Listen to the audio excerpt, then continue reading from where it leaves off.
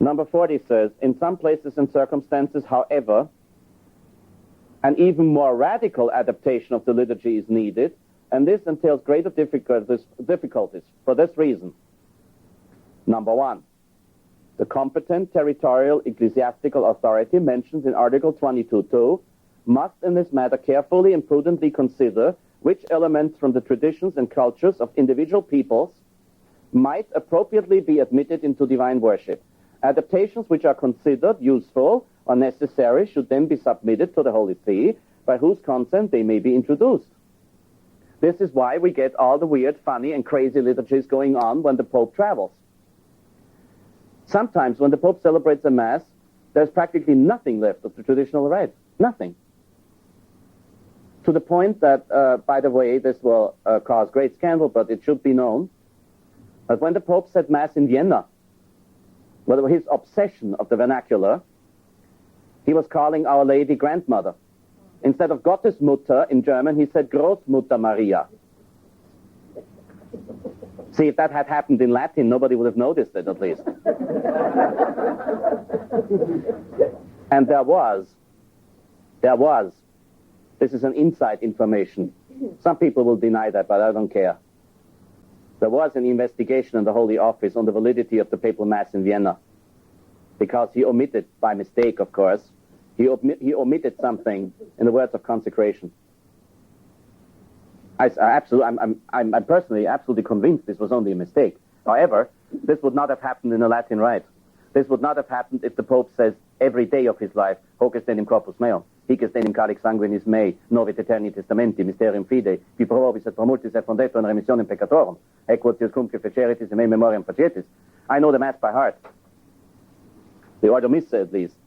I really know it by heart, and you have to. It has to become a holy, a sacred routine. Because if it does not become a holy, a sacred routine, I'm not talking about Buddhists rattling with their prayer mills. It has to become a holy and sacred routine, because otherwise you would make horrible mistakes at Mass. Sometimes the priest is too tired. Sometimes he had to get up too early. Sometimes he has to say the Mass too late. Sometimes he's sick.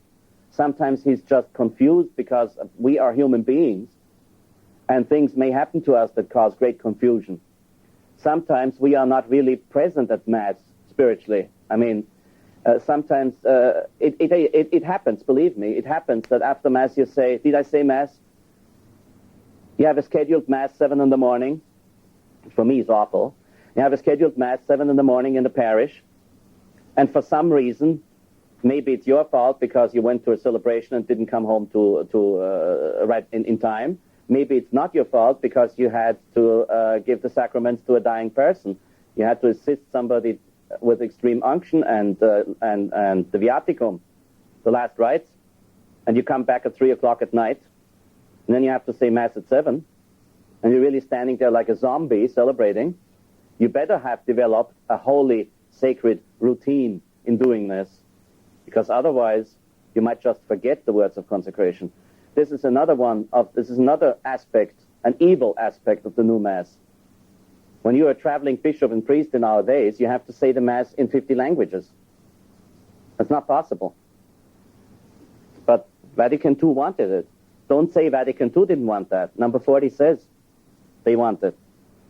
In number 43, they say, zeal for the promotion and restoration of the sacred liturgy is rightly held to be the sign of the providential dispositions of God in our time, and as a movement of the Holy Spirit in His Church. It is today a distinguishing mark of the life of the Church, and indeed of the whole tenor of contemporary religion through thought, and action. So they are really messianic about their reforms. So the Messiah wants the reform. The liturgical reform is dictated by the Holy Spirit.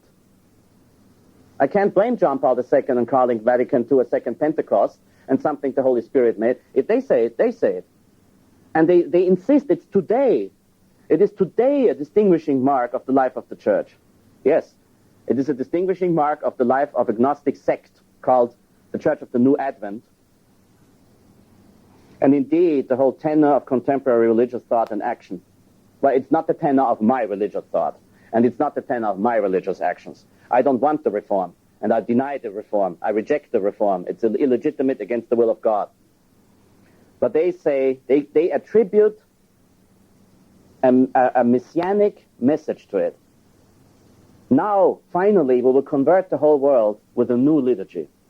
That's probably the reason all the people are converted so much today that they don't need to go to church anymore, which is the reason why churches are empty and seminaries are empty. In number 44, the Council says, it is desirable that the competent territorial ecclesiastical authority mentioned in Article 22.2, I'm sorry I bore you with this Article 22.2, but they do. Article 22.2 set up a liturgical commission to be assisted by experts. We got them again. What experts? What experts? The Tridentine Council said a lot about Mass. The popes have said a lot about Mass. Pius XII was a real expert when he wrote Mediator Dei. I don't need experts. I have Mediator Dei. I have all the beautiful, beautiful writings of the Church Fathers, of the popes, of the councils, of the saints. What do I need experts for? I need an expert to repair my fridge, not liturgy. To be assisted by experts in the liturgical science, sacred music, art, and pastoral practice. As far as possible, the Commission should be aided by some kind of institute for pastoral liturgy. Well, we got them growing like mushrooms now, consisting of people who are eminent. Excuse me, my eyes are getting old. Consisting of people who are eminent in these matters. Yes. You know what I would have said? Hopefully, what I would have said, being present in the sacred aula in St. Peter's Basilica at the council, I would have raised my hand and said, yes, why don't you read Mediator Dei by Pius XII? He was a competent man, and he was an expert on liturgy, even if he didn't show it all the time in his actions. In his writings, he did. So,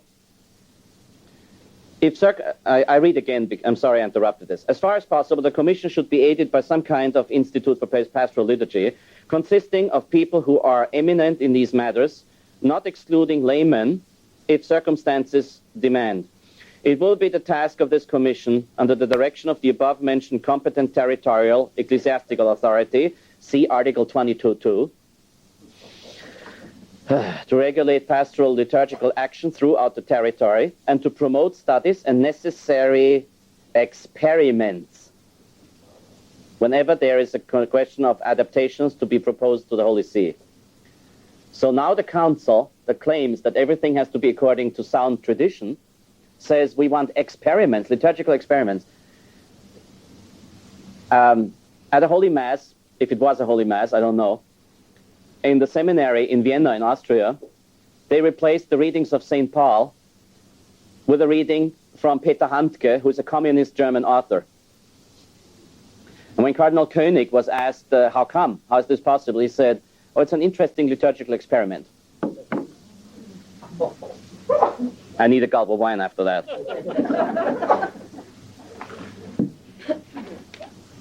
So let's forget St. Paul. He was against women anyway. Let's read Karl Marx. In number 50, the Council wants us to simplify. The rite of Mass is to be revised in such a way that the intrinsic nature and purpose of its several parts, as well as the connection between them, may be more clearly manifested, and that devout and active participation by the faithful, we heard that before, may be more easily achieved. For this purpose, the rites are to be simplified, due care being taken to preserve their substance, parts which with the passage of time came to be duplicated or were added with little advantage are to be omitted. First of all, this is an impertinence first class to say that there are parts in the Old Mass that were added with little advantage. The Council Fathers at Trent would have kicked this guy out who said that. And Vatican II now wants, for this purpose, the rites are to be simplified. The very concept of simplifying the rites has been condemned by Pope Pius VI in Auctorem Fidei as rash and offensive to pious ears. How dare the Council Fathers at Vatican II now to request something that was condemned by a previous Pope? When a pope condemns something, no one of his successors may change that. A priest in this country, geographically not far from here, said that the pope cannot bind his successor. I explained in my other tape, and Father Paul Kramer in his book explains very well that this is not true. The pope binds his successors in everything that is not disciplinary positive law. Disciplinary laws, he does not bind his successors, of course not. In positive law, that means the great major part of canon law, he does not bind his successors. If the pope decides to change the law of election to the papacy, he may do so. Many popes did that. The present pope did it, and the next pope will be elected to the law established by John Paul II, rightly so. But the pope cannot change the faith. You read that in Denzinger Schönmetzer 3070, the fourth chapter of the Constitutio Dogmatica Pastoriternus de Ecclesia Christi of the 18th of July 1870 at First Vatican Council, defining the infallibility of the Pope. And in the fourth chapter, the Council says, Spiritus Sanctus non enim datus est successoribus Petri ut eo revelante aliquam novam doctrinam patefacerent, sed ut eo assistente traditam per apostolos revelationem seu fidei depositum sancte custodieren et fidelite exponeren. The Holy Spirit was not promised to the successors of Peter, so with his revealing, they may proclaim a new doctrine, but that with his assistance, they may wholly sancte, that's difficult in English, they may in a holy way guard it and explain it faithfully. What do they have to guard and explain? They have to guard and explain the depositum fidei. That means the faith that was handed down to us from the apostles. So a pope can very well bind his successor with that. When a pope proclaims a dogma, nobody, not even the conciliar church, doubts. I mean, the conciliar church may be, but not the pope, not the present pope. The pope may not change around the dogma. He's bound by his predecessor. The pope may not change things of the faith. If Pope Pius IX condemned the idea of separation of church and state, the present pope may not request the contrary. He's bound. A decision in moral theology of a pope binds his successors. And this is the reason why in the same dogmatic constitution on the papal infallibility, the council, the Vatican I, actually says that the pope holds, now listen to this distinction, the pope holds the primacy non solum rebus fidei et morum, sed etiam regiminis et disciplina ecclesiae. He does not hold the primacy only in the matters of faith and morals, but also in the matters of government and discipline of the church. So now, they make a very important distinction. It is understood anyway that he holds the primacy in matters of faith and morals. But he also holds the primacy in matters of discipline and government of the church. So there's two levels here. A pope cannot bind his successor in a law of discipline and government. But he can very well and does bind his successor in a matter of faith and morals. The church has always said that. The popes have sworn that as the oath of incoronation in writing from 678 to 1302. That we have in writing. So most probably by 678 the popes had sworn to that already for many centuries. And after 1302 the popes certainly lived in the same spirit, which is proven by church history, by the teaching of the popes, and by tradition. The pope is bound to tradition. The pope is a subject to tradition. And if a pope makes something part of tradition, if a pope declares that something is part of tradition, he binds his successor. So you cannot turn these things round. And if Pope Pius VI condemned the idea of simplifying the rites, then Paul VI is bound to that. In number 54, the council says, a suitable place may be allotted to the vernacular in masses, again, which are celebrated with the people but all masses should be celebrated with the people, the council says, so a suitable place has to be allotted to the vernacular in all masses. See how you have to read the council, the context? See what the context is? Especially in the reading and the common prayer, and also as local conditions may warrant in those parts which pertain to the people, according to the rules laid down in Article 36 of the Constitution. Article 36 is referring to 22.2. We got that again. Wherever a more extended use of the vernacular and the Mass seems desirable, the regulations laid down in Article 40 of this Constitution is to be observed. What does the Article 40 of this Constitution say? Well, the Article 40 says, in some places and circumstances, however, an even more radical adaptation of the liturgy is needed. And it refers to 22.2 again. So let the bishops' conferences write up new rites. You see the context? If you read Vatican II in context and with references, you cannot say they didn't want the vernacular new rite. Then it says, communion under both kinds may be granted when the bishops think fit. When the bishops think fit. Now they don't even say 22.2. They say when the bishops think fit. So let's distribute communion under both kinds. The Council of Trent said that's no good and it shouldn't be done.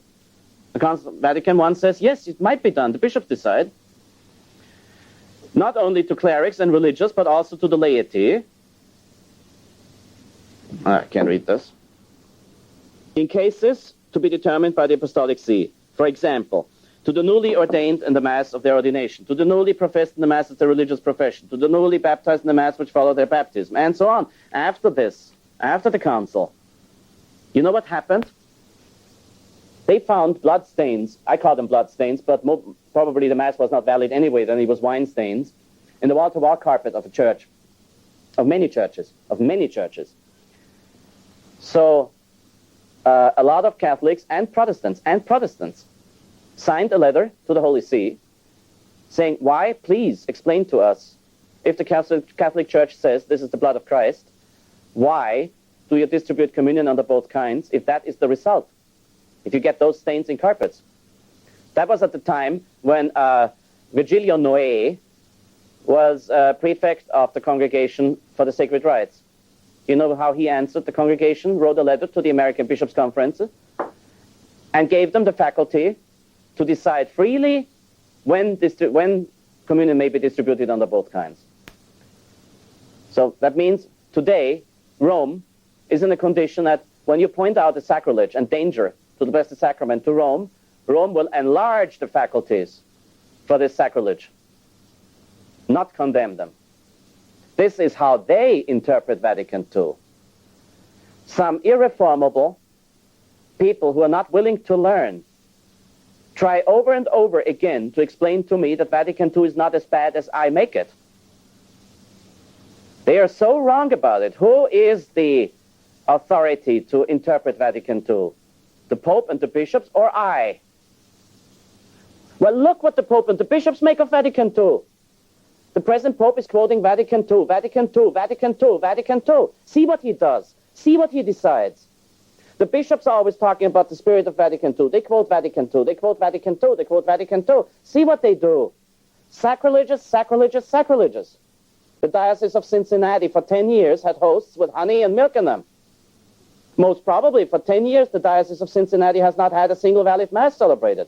That is their interpretation of Vatican II. Then comes Cardinal Ratzinger and says, no, these are just abuses. At the same time, he says that some parts of Vatican II are an anti-syllabus. The syllabus is nothing else but the condemnation, the solemn condemnation of errors in the Church by Pius IX, excuse me. So the things that have been condemned by Pius IX now are doctrine of the Church, and Ratzinger admits it. So this is their interpretation of Vatican II, not mine. The new rite very often is characterized by concelebrations. They say Vatican II didn't want that. Number 57 says, concelebrations whereby the unity of the priesthood is appropriately manifested has remained in use to this day in the Church, both in the East and in the West. For this reason, it has seemed good to the Council to extend permission for celebration in the following cases. I don't bore you with those cases now. You can concelebrate wherever you want. As a matter of fact, that's what I call a historical irony. In the Episcopal Cathedral of Trent, a friend of mine tried to celebrate Mass there. They told him, no, either you participate in our 9 o'clock in the morning concelebration or you may not celebrate Mass here. This is the church in which the Council of Trent was held. Sometimes I'm surprised God did not let it crumble yet, like Assisi. By now, this faculty for the concelebration given by the Church has been extended to the point that they even ignore the new Code of Canon Law, which in Canon 902 says that no priest may ever be forced to concelebrate. That doesn't change the fact that in very many churches, under the eyes of the bishop in his cathedral, priests are forced to concelebrate, which is why I travel with a travel altar and, sad to say, have celebrated Masses in motel rooms. A new rite for concelebration is to be drawn up and inserted into the pontifical and into the Roman Missal. Why? We have a rite of concelebration in the Latin Church. At an episcopal consecration, the bishops concelebrate what the bishop consecrates. And at the rite of priestly ordination, the priests concelebrate with the bishop who just consecrated them. We have the right, except that in the old days, every priest and every bishop was saying the full Mass. Now they just say the words of consecration, and that's about it. And for the rest of the Mass, they got nothing to do. As a matter of fact, there's nothing more ridiculous, and I've done it every day, almost every day for 10 years, in St. Peter's Basilica, in the sacristy of St. Peter's Basilica. There are very few things more ridiculous and more scandalous to me than watch future concelebrants before Mass. Watch the priests dress up, waiting for concelebration.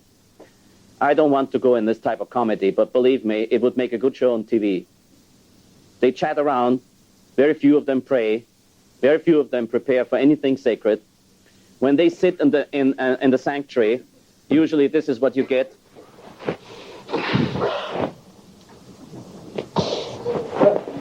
This is concelebrants in Mass. And I've just given you one type. There are many others. Some of them don't say anything. Some of them are just snoring through the whole thing. We had a beautiful rite of concelebration. If the council had really wanted concelebration, it would not have asked for a new rite to be drawn up. It would have used the one existing. Apart from the fact that it is not a tradition in the Latin Church to concelebrate, except at ordination and consecration. Number 62 says, with the passage of time, however, there have crept into the rites of the sacraments and sacramentals certain features which have rendered their nature and purpose far from clear to the people of today. Hence, some changes are necessary to adapt them to present-day needs. Again, simplify the rites to the point that the village idiot will understand them. The council is very repetitious, as you can see. Number 63. Because the use of the vernacular in the administration of the sacraments and sacramentals can often be of very great help to the people, the use is to be extended according to the following norms. In the administration of the sacraments and sacramentals, the vernacular may be used according to the norm of Article 36. We have read that before. You can look it up or wind back the tape. The competent territorial ecclesiastical authority designated in Article 22.2. I think when you go home tonight, you'll all be dreaming. You're not going to have nightmares about Article 22.2 of the... But, sorry, but I didn't read it. According to Article 22.2 of this Constitution, shall further prepare, in accordance with the new edition of the Roman ritual, local rituals adapted linguistically and otherwise to the needs of the different regions. They have dialect missals now. I mean... It's something which in the United States is not as bad a problem as it is in other countries, because this is more or less still one country. And even though there is quite a difference in the accents here, you don't really have too many dialects in this country. But Europe is packed with dialects. And believe me, once you have heard the Mass in Viennese dialect or Sicilian dialect, you are sick. I love the Sicilians, but not the dialect at Mass. You heard that, Benita? In number 68, the council says, the baptismal rite should contain variants to be used at the discretion of the local ordinary. Now, it's not 22.2. when a large number are to be baptized. The council really thinks that after that council there will be a large number to be baptized. That's the joke of the century. I have just baptized 3 people in Oregon. 3, yes, I was busy. Likewise, a shorter rite is to be drawn up, especially for mission countries, which catechists and also the faithful in general may use when there is danger of death and neither priest nor deacon is available. I don't see the meaning of this. In my breviary, which I have to use every day as a priest, in the last page it says, in the case of emergency, you just say, Ego te baptizo in nomine Patris et Filii et Spiritus Sancti, Amen. Can you shorten that? No, you can't. If you shorten that, the baptism is invalid. So I don't understand. In a case of an emergency, they talk about a case of emergency. So we even need a new rite for that? Or maybe because now everything has to be in the vernacular, and in Papua dialect, you baptize in the name of the Father, the Son, and tabu. Yeah, the Papuas don't have a word for a spirit except tabu. They don't have a word for holy except tabu. So you give the the sacrament of baptism. You give the taboo of baptism in the name of the Father, the Son, and the tabu. Shows you the advantages of the vernacular. The rite of confirmation is to be revised, blah, blah, in number 71. 72, the rite and the formula of penance are to be revised. 76, ordination rites have to be revised. 77, the marriage rite has to be revised. Now, you know, they all are new rites now. And that has been explicitly condemned by the Church. If people use those who, now this will cause me a great number of enemies, but it's the truth. Those who use the new rites and approve of them are materially in schism with the Church. The Church has said, whoever says that new rites may be created, anathema sit, he may be accursed. Pope Innocent III said there must not be new rites.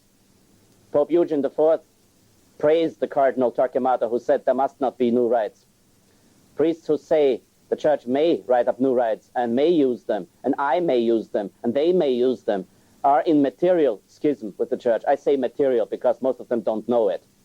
I'm not accusing or condemning any individual here, which of course I know, even though I'm very clear on this in my tape, people will run around and say Father Hesse condemned everybody to hell. Okay, if they want to go on with that slander against the 8th commandment, fine. It's not my business. But I do not condemn every priest, and I do not condemn any priest. I'm just saying they are in material schism with the Church, and you better believe it after what I told you. You can check everything I said. I give you footnotes. Traditi vobis quod et accepi. I give you what I have received. I do not make up these things. In 79, the Council is even more explicit. The sacraments are to be revised. These sacraments are to be revised. Revised, mind you. Account being taken of the primary principle of enabling the faithful to participate intelligently, that's a joke, actively and easily. We have talked about that. I don't need to repeat it. The circumstances of our times must also be considered. That has been condemned, both by Pius VI, Pius IX, and Pius XII. The circumstances of our times must also be considered, not in the liturgy. The eternal sacrifice is the eternal sacrifice. It is the eternal sacrifice of all times. It is not the sacrifice of the 20th century, or the 21st century, or the glorious millennium. When rituals are being revised, as laid down in Article 63, we read that before, new sacraments may also be new sacramentals. You have to be careful of that. The Council did not say new sacraments.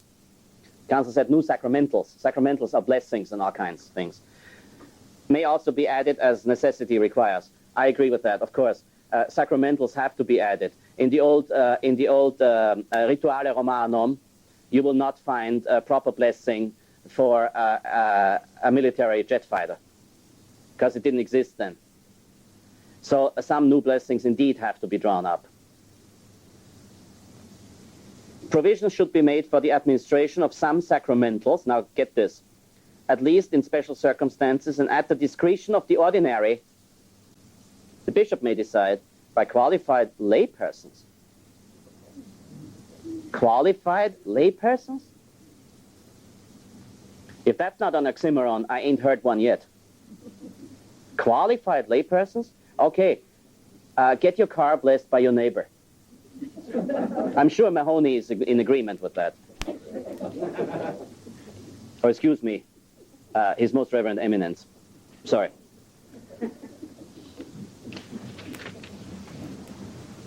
This is really disgusting, but it is.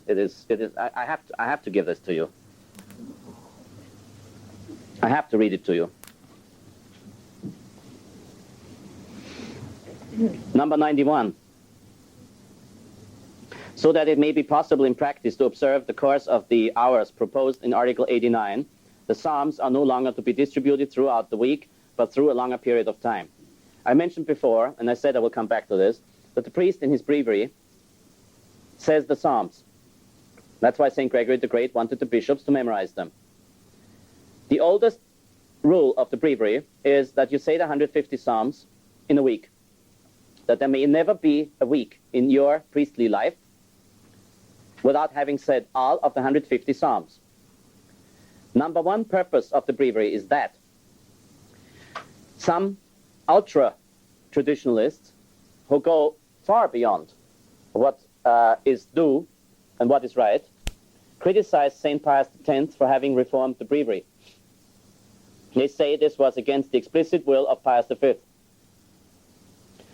St. Pius V, and here we have an example when it is needed to reform things according to the times. When St. Pius V was Pope, priests did not have cars. Priests spent a lot of their time walking, traveling. In those days, you had to walk to the next village. A priest has to say prayers 7 times a day. He has to give praise to God 7 times a day in the breviary. Prima, tertia, sexta, nona, vespere, completorium, matutine, laudes. Those are what is called the hours of the breviary. In the old days, in order to enable the priest to be able to say at least part of this breviary every day without needing the text of the breviary, the prima, tertia, sexta, and nona, as the name says, the prayers that should be, but do not have to, that should be said at 7 o'clock, 9 o'clock, 12 o'clock, and 3 p.m. Those prayers were the same every day except Sunday. So priests, after a while being priests, memorized them, and on their way to the next parish or the next church, could recite them by memory. Also, in those days, it was very difficult and very expensive to obtain a printed breviary. In the 20th century, to obtain a printed breviary is neither expensive nor difficult, except if you want an old breviary, then it might be difficult today, but that's not the point. At the time of St. Pius X, it was easy for a priest to receive to obtain a breviary, and Pius X did not write up a new breviary. He restored the breviary to a new organization of the Psalms, a new distribution of the Psalms during the week. So you did not repeat the same psalm all over and over again, Monday through Saturday, but you just said the 150 Psalms. Before St. Pius X, the prayer at night did not have 9, but 12 Psalms. It was endless. And during the day, you repeated the same psalm over again. Pius X rightly understood that the purpose of the breviary is to make you say 150 Psalms during the week. Not 170 and not 130. This is now the purpose of the breviary. But here, what Vatican II says, 91.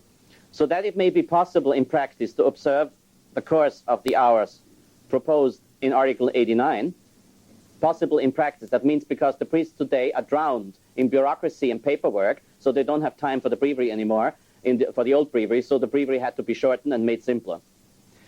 The Psalms are no longer to be distributed throughout the week, but through a longer period of time. Now a priest says all the 150 Psalms, 147 Psalms, because the council considered, not the council, the liturgical reformers considered 3 Psalms, I've forgotten the number, that condemned the heretics to hell, scandalous, and took them out of the breviary.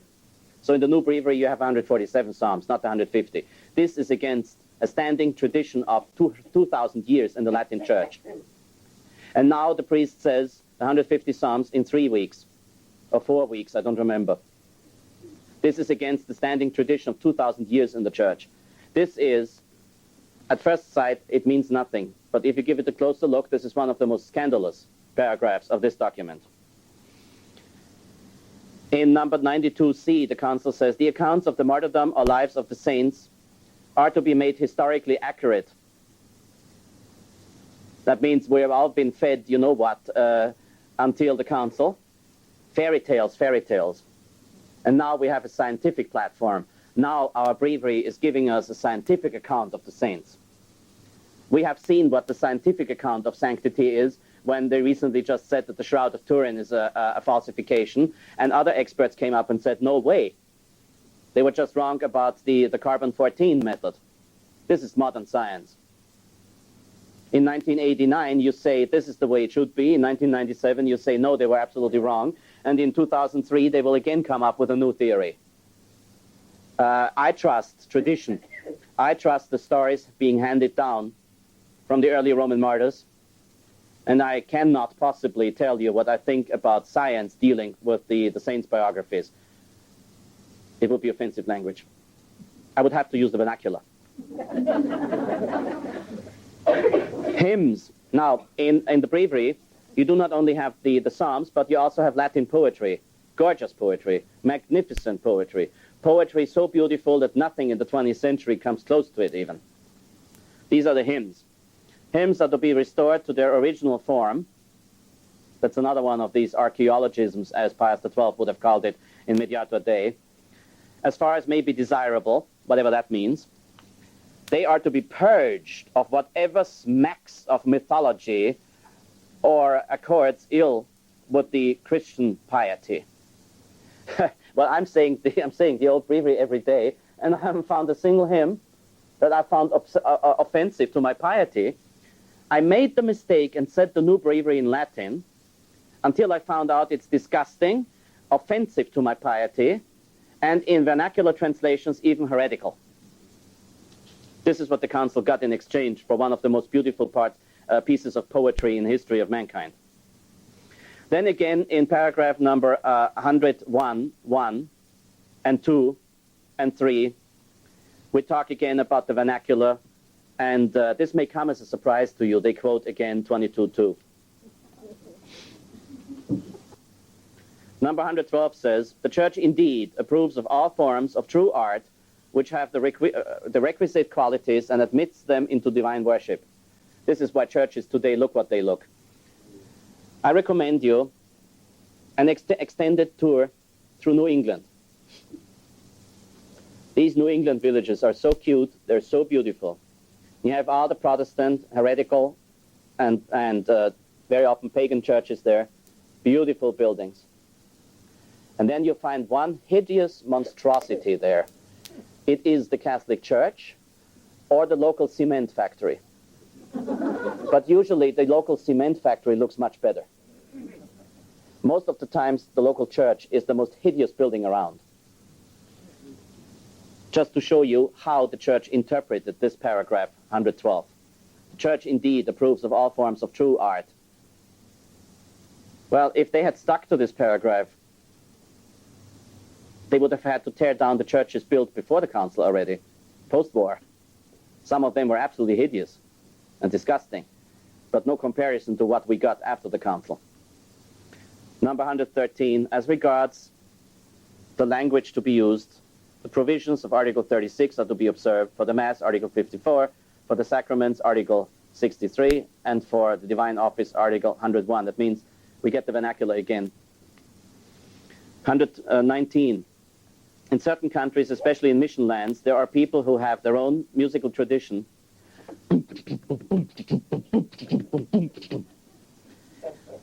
And this plays a great part in their religious and social life. For this reason, their music should be held in proper esteem. Oh, when the saints, oh, when the saints, and so on. And this plays a great part in their religious and social life. For this reason, this music should be held in proper esteem, and a suitable place to be given to it, not only in forming their religious sense, but also in adapting worship to their native genius. That's the native genius. As indicated in Articles 39 and 40. My talents of imitation are not good enough to give you other examples of different type of Aborigine music that you will find now inserted in Mass. Not that I'm against local traditions, believe me. Actually, I'm a real fan of country music. I am. But if I hear it in church, I get sick. Life is like a mountain railroad with an engineer who's brave, and so on. Keep your hand upon the throttle from the cradle to the grave. Therefore, in the musical training of missionaries, great care should be taken to see that they become competent in promoting the traditional music of these people, both in schools and in sacred services, so far as it may be practicable. Offertory. It's local music, isn't it? Why not have it at the offertory for change? But other instruments also may be admitted for use in divine worship. This is what I meant. Drums, guitars. In the judgment, electric guitars, mind you. In the judgment and with the consent of the competent territorial authority as laid down, this is very new to us here, in Article 22.2. This may be done, however, only on condition that these instruments are suitable and or be made suitable for sacred use. Well, they certainly made all these instruments suitable for their kind of sacred use, and that they accord with the dignity of the temple. Yeah, that's what I would call it now, the dignity of the temple, and they truly contribute to the edification of the faithful. St. Pius X wanted Gregorian. St. Pius the, he's not Saint. Pius the 11th wanted Gregorian. Pius the 12th wanted Gregorian. Paul VI made a feeble attempt to make it believable that he wants Gregorian, while I haven't heard Gregorian in a long time. Number 123 is again another paragraph on inculturation.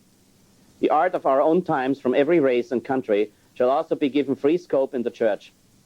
They did that. Provided it bring to the task the reverence and honor due to the sacred buildings and rites. Thus it is enabled to join its voice to that wonderful chorus and praise in honor of the Catholic faith sung by great men in past ages. How was this? They will say, vicious Dr. Hesse again says that the council wanted all the disgusting new churches. Vicious Dr. Hesse again is not able to distinguish an abuse from what the council wanted. I say again, I am not the interpreter of the council. The popes and the bishops are.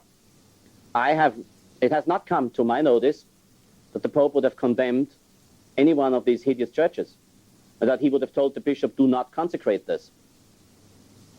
In the canton of Zug in Switzerland, Z-U-G, the local bishop consecrated a church on which walls there were obscene drawings. He did not ask for the removal of these drawings. He said, put up a few curtains. Then he consecrated the church. There are consecrated new Catholic churches where a swimming pool is to be found under the altar. Switzerland again. This was in the 1970s.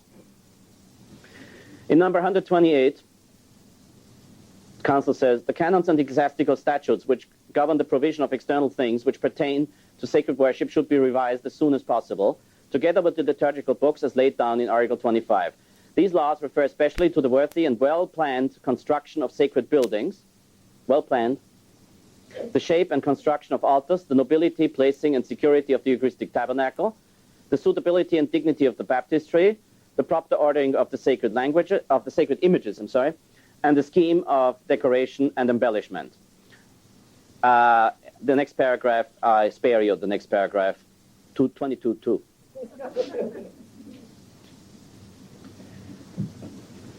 Look try to find a book, a Walden books or book coin or whatever they're called.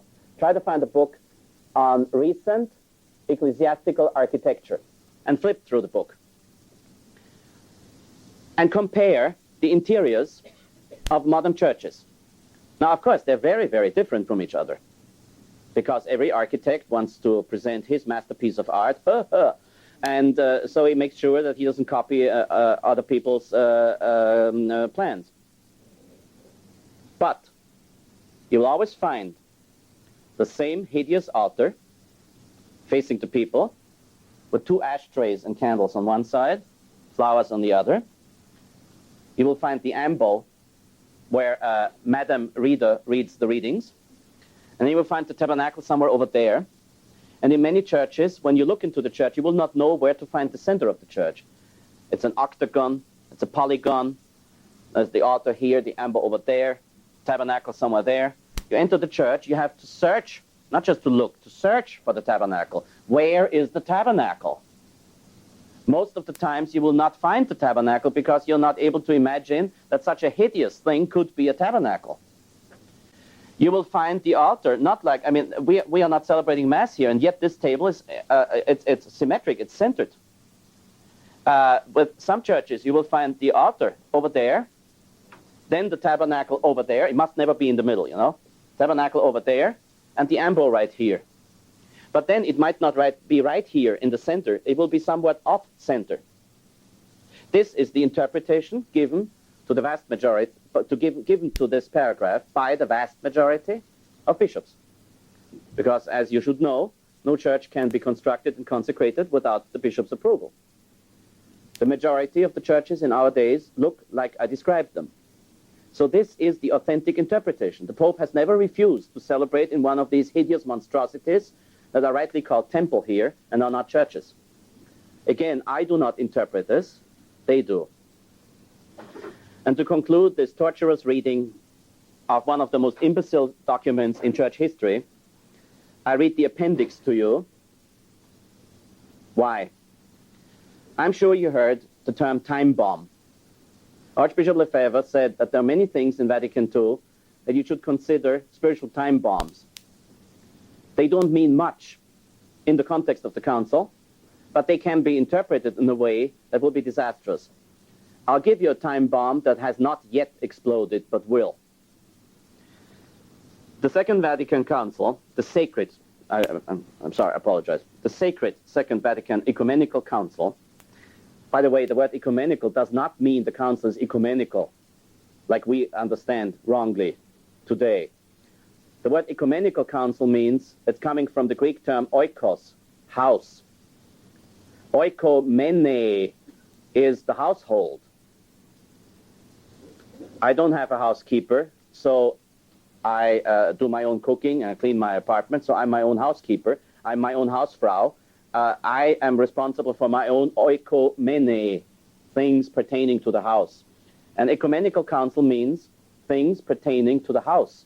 Ecumenical means that everybody who is in union with the Pope is invited, and the others are not.